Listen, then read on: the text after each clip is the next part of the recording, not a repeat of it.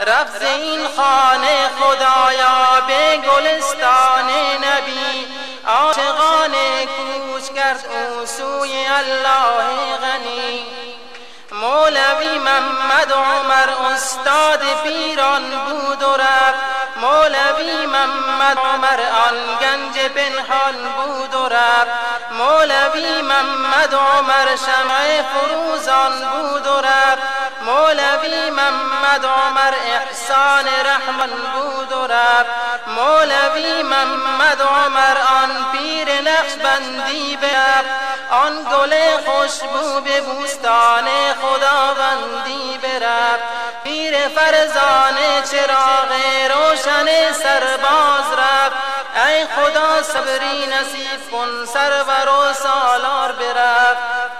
اهل سنت در غم هجران او مجنون شدند، چشمهای کل مریدان کاسه پرخون شدند.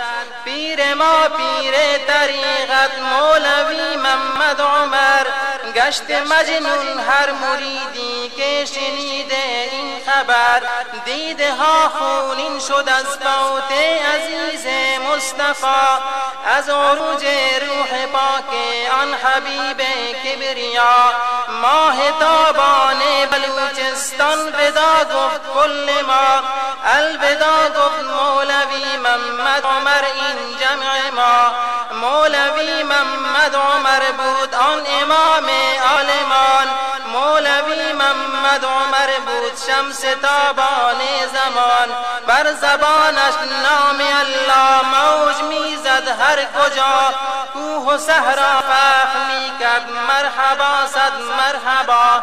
کوه و نالان و گریان چون که رفت مولا